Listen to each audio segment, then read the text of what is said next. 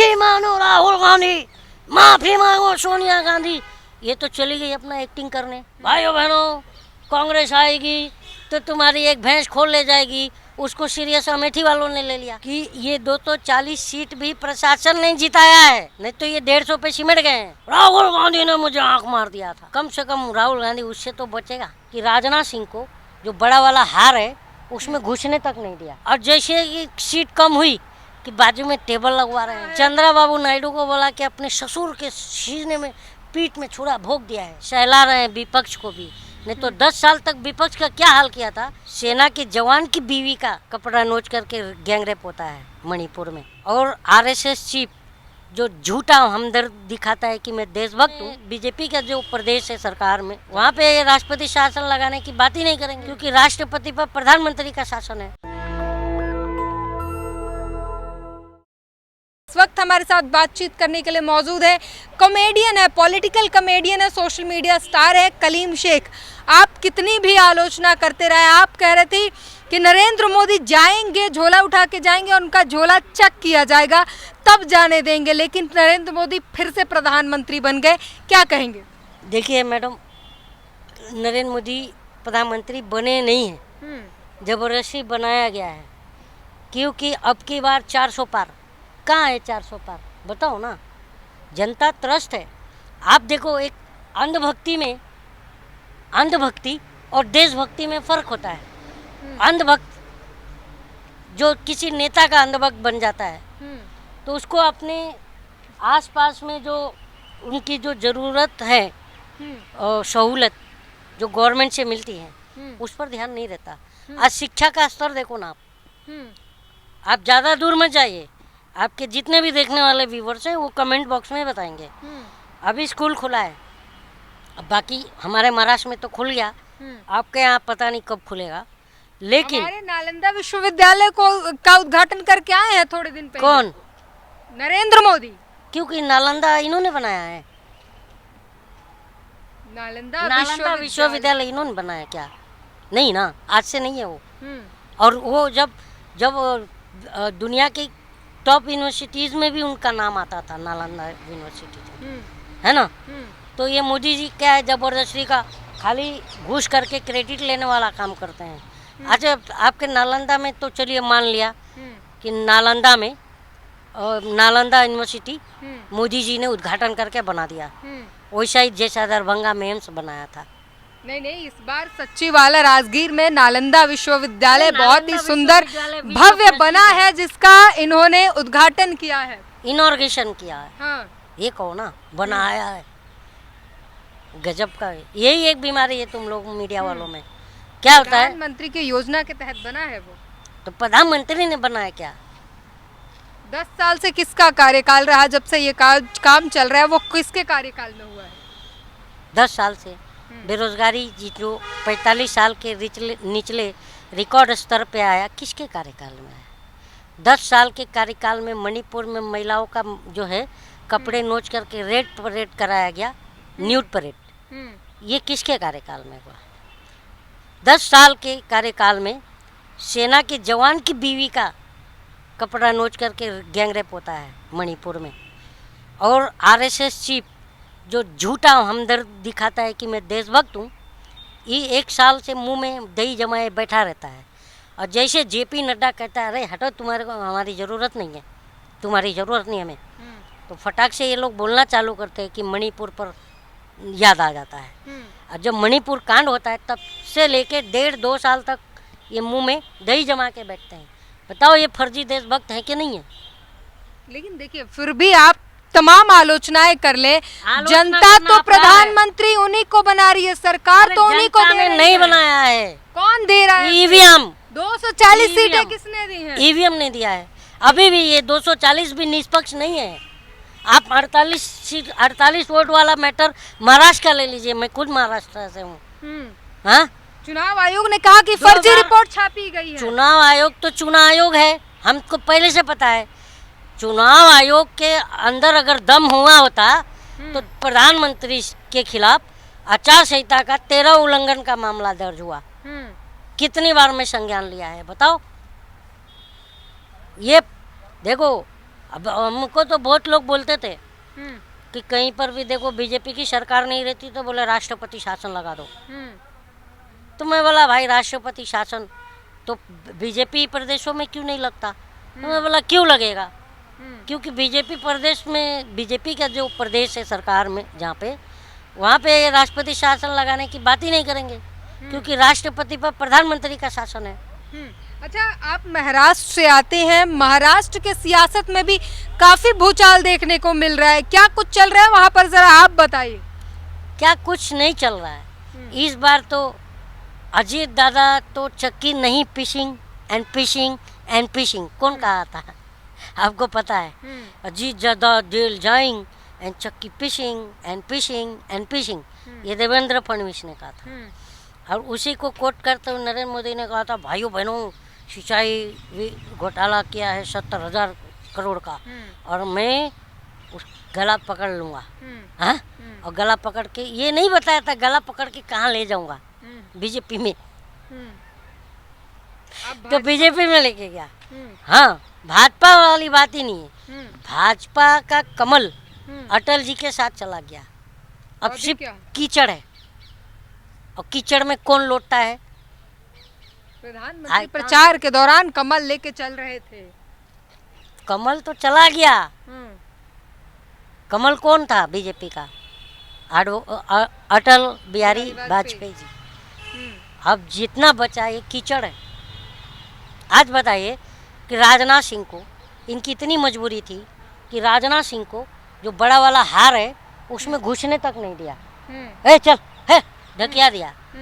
और जैसे ये सीट कम हुई कि बाजू में टेबल लगवा रहे हैं।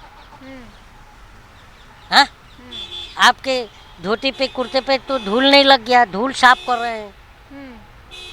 ये स्थिति अच्छी बात है ना, मिलजुल के चल रहे हैं, सबका साथ सबका विकास चल रहा है। चंद्रबाबू नायडू को बोला कि अपने ससुर के सीने में पीठ में छुरा भोग दिया है।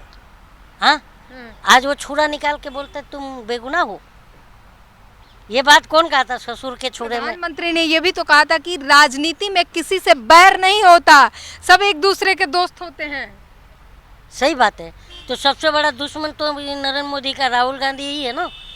आज बताइए, उसकी सदस्यता जाने के 2 दिन में घर छीन लिया जाता है। स्मृति ईरानी तो चाबी ही नहीं दे रही है। बताओ। देखिए, आज कह रहे हैं कि विपक्ष को साथ में लेकर चलना चाहते हैं, विपक्ष से अच्छे आचरण की उम्मीद कर रहे हैं। जो जनता ने बिना छिला हुआ बाम्बू डाल दिया ना 240, वो दर्द है इनको। एक समझ में नहीं आ रहा आपको? 240 बिना छिला हुआ बाम्बू, छिला हुआ रहता समझ में आता, बिना छिला हुआ डाल दिया है 240 बाम्बू। तो ये उसका डर है कि अब ये जो है सहला रहे हैं विपक्ष को भी। नहीं तो 10 साल तक विपक्ष का क्या हाल किया था? 140 लोगों को उठा के सदन के बाहर फेंक दिया था और अपना बिल जबरदस्ती से पास करवाया था। अभी भी तो सदन नहीं चलने दे रहा विपक्ष, अभी भी शपथ के दौरान कितने हंगामे किए जा रहे हैं। अभी देखो क्या होता था, माफी मांगो राहुल गांधी, माफी मांगो सोनिया गांधी। ये तो चली गई अपना एक्टिंग करने। अब तो इसको एक्टिंग भी नहीं मिलने वाला है, क्योंकि इससे अच्छा एक्टर तो हमारे प्रधानमंत्री हैं, है नहीं है। और मेरे को हंसी इस बात का है कि प्रधानमंत्री मन से कहते भाइयों बहनों कांग्रेस आएगी तो तुम्हारी एक भैंस खोल ले जाएगी, उसको सीरियस अमेठी वालों ने ले लिया। ये मैंने तो नहीं कहा था। इतनी खुशी क्यों है अमेठी से स्मृति ईरानी के हार जाने की? जितनी केएल शर्मा की जीत की खुशी नहीं दिखती, उतनी ज्यादा आप लोगों को हार की खुशी दिखती है स्मृति ईरानी की। एक बात बताइए, केएल शर्मा ने कभी चैलेंज किया था क्या स्मृति ईरानी को, या नरेंद्र मोदी को, या जेपी नड्डा को, या अमित शाह को? चैलेंज किया था क्या? नहीं, वो तो नहीं किया था। नहीं किया, नेता ही नहीं है। अभी ये पॉइंट टू बी नोटेड। वो पीछे रह के चुनाव लड़ाते थे, कभी चुनाव। आपने अभी ये कहा था वो तो नेता ही नहीं थे, वो चुनाव लड़ाने के काम करते थे, खुद आके फील्ड पर। कभी आप ये मानते ना वो नेता नहीं है? हाँ, जो राहुल गांधी से कंपेयर करके चुनाव लड़ना चाहती थी, तो राहुल गांधी ने तो ये बोल दिया ना, अबे चल मेरा प्यादा ही काफी है, तो वजीर से क्या लड़ेगी? ये मानती है ना बात? तो कभी कभार ऐसे होते हैं, बदलाव आता है ऐसे। हाँ 50,000 वोट से राहुल गांधी को क्या हरा दिया था, ये अपने आप को तो खुदा समझने लगी थी। हाँ, उसी अमेठी में इमरान नाम का किसी गांव का सरपंच आता है, उसको तो आतंकवादी तक कह दिया, इसके ऊपर कार्रवाई करो बोलती है। ये वीडियो भी है, देख लीजिए आप। याद है आपको ये बात?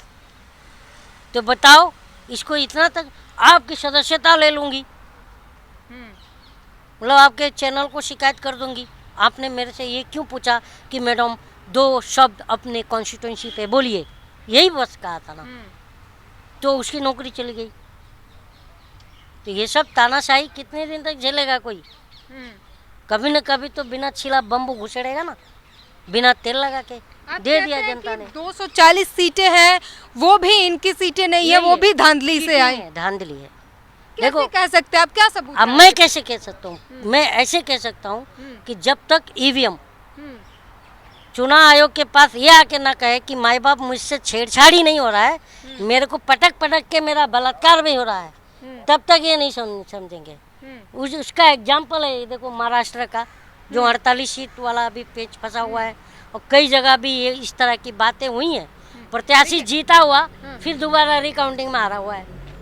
अब तो भाजपा भी कह रही है कि ईवीएम चेक कराओ, जहां से हम हार गए हैं वहां ईवीएम चेक करके दिखाओ। जो भाजपा कहती थी का भाषण बयान याद है, मीडिया में ही बोला था अखिलेश यादव ने कि जिन जिन अधिकारियों ने हमें चुनाव हराया है हम याद कर लें, उन्हें हम बख्शेंगे नहीं। कहा था नहीं? प्रशासन ने भी तो मिलकर, जिसका गठबंधन चुनाव आयोग से प्रशासन से तो 240 लेके आया, तो ये तो मेरे को ऐसा लग रहा है वो डूब के मर जाए चुल्लू भर पानी में। तुम्हें तो 500 पार आना चाहिए था। अगर है कि ही होता तो 240 की बात है, 400 आ जाते। एक बात बताइए मैडम, मैं क्या 240 जहाँ है 400 ला देने में क्या दिक्कत? मैंने आपको क्या कहा कि ये 240 सीट भी प्रशासन ने जिताया है, नहीं तो ये 150 पे सिमट गए हैं। मैं डंके की चोट पे कहता। और ईवीएम में हम भी बैठे थे प्राचा जी के साथ में। आपने देखा था ना ईवीएम हैक करके कैसा हैकिंग होता है। चुनाव आयोग जब बुलाता है कि ईवीएम हैक करके दिखाओ, तब तो कोई जाता ही नहीं है। चुनाव आयोग जिसको हैक करने, इन लोगों को क्यों नहीं बुलाया? इन लोगों को बुलाता ही नहीं है। ऐसे लोग को बुलाएगा जो ईवीएम का ही नहीं पता। किन लोगों को बुलाते हैं? जो लाइव उधर जंतर मंतर पे कर रहे थे ना, उन लोगों को बुलाए होते। फर्जी लोगों को बुलाते वो फर्जी थे। महमूद प्राचा फर्जी है। हम पूछ रहे किसको बुलाते? चुनाव आयोग किसको बुलाता है अगर इनको नहीं बुलाता? प्राचा फर्जी है क्या? ये आपने प्राचा ने थोड़ी ईवीएम हैक किया था, उन्होंने इंजीनियर की बात नहीं, उन्होंने उन लोगों ने आंदोलन करके लाइव डेमो दिखाया था जी। भानु प्रताप फर्जी है क्या? मैंने ऐसा कब कहा? मैं पूछ रही हूँ कि चुनाव आयोग, आप कह रहे हैं कि नहीं बुलाता इन लोगों को, किसे बुलाता है? चुनाव आयोग तो निमंत्रण दे रहा है कि आओ हैक करके दिखाओ। चुनाव आयोग का क्या निमंत्रण देगा ये बताइए? चुनाव आयोग का निमंत्रण की बात कर रही हैं आप, तो चुनाव आयोग के 13 जो है प्रधानमंत्री के ऊपर चुनाव आचार संहिता का उल्लंघन का मामला दर्ज हुआ। चुनाव आयोग ने किस पर संज्ञान लिया, जरा ये बताइए। 240 का आज एग्जाम्पल आपने देख लिया कि चप्पल की मार पड़ गई, चप्पल की मार पड़ गई। और अंधभक्त भी डरे हुए हैं। अब मैं अंधभक्तों को बार बार डरा नहीं रहा हूँ, बता रहा हूँ कि दूसरा चप्पल अभी भी उसी के पास है, एक ही मिला है। ये भी है, हंसिए मत। एक ही चप्पल मारा है, एक भी उसी के पास है। 240 आने से एक चीज का फायदा हुआ, जो आलोचक थे उनको देशद्रोही कहा जाता था। आज तो आलोचक कह रही है ना आप, ये एक बहुत बड़ा बदलाव है। नहीं तो आप ही लोग देशद्रोही साबित कर देते थे आलोचक को। लेकिन आज एक 240 का मैंडेट देने का एक बहुत मतलब एक तगड़ा और मजबूत विपक्ष मिलने का ये एक परिणाम है कि आप लोग भी आज आलोचक कह रही हैं। मजबूत विपक्ष सदन की कार्रवाई नहीं होने देगा, जैसे कि आज पहले दिन के सत्र में जो देखने को मिला है, वैसे समझ आ रहा है कि कार्रवाई नहीं होगी। जब कमजोर विपक्ष था तभी भी ये आदमी कुछ काम नहीं करता था। कौन? नरेंद्र मोदी की बात कर रहा हूँ।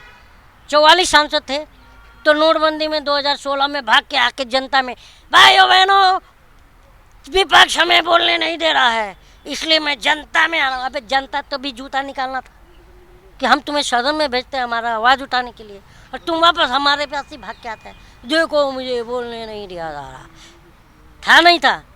फिर 19 में भी वही हाल। तो अब देखो, जब 44 इतना हालत ख़राब करके रखे रहते थे, तो आप सोचो अब तो 240 है, क्या हालत करेंगे मोदी जी, नींद हराम हो जाएगी। और दूसरी बात आपको ये भी है कि 44 भी तगड़े थे और 54 भी तगड़े थे, और 240 तो पूरा एकदम हालत ख़राब कर देंगे। और सबसे बड़ी बात इस बार का ये है कि वो जो आंख मारने वाली थी, मालूम है आपको, राहुल गांधी ने मुझे आंख मार दिया था, है ना। कम से कम राहुल गांधी उससे तो बचेगा, नहीं तो क्या राहुल गांधी की निगाहें बार बार वहीं फिसल के जाती थी, और वो बेचारा आंख मार देता। मान रहे हैं कि राहुल गांधी ने आंख मारा था? अरे भाई, इतना भी गंदी चॉइस है क्या राहुल गांधी की। चलिए, तो ये कलीम शेख है और अलग अंदाज में आलोचना करते हैं और बता रहे हैं कि 240 सीटें जो आई हैं वो भी धांधली से आई हैं। इस पूरी बातचीत पर अपनी प्रतिक्रिया ज़रूर दीजिए। कैमरामैन आशीष के साथ ब्यूटी गिरी। नेशनल दस्तक की आपसे गुजारिश है कि अगर इसको बचाना चाहते हैं तो नेशनल दस्तक को सब्सक्राइब करने के लिए रेड कलर के सब्सक्राइब बटन को दबाएं, फिर बेल आइकन की घंटी दबाएं। नेशनल दस्तक को बचाने के लिए बहुत जरूरी है कि हर खबर को शेयर करें, लाइक करें, कमेंट जरूर करें।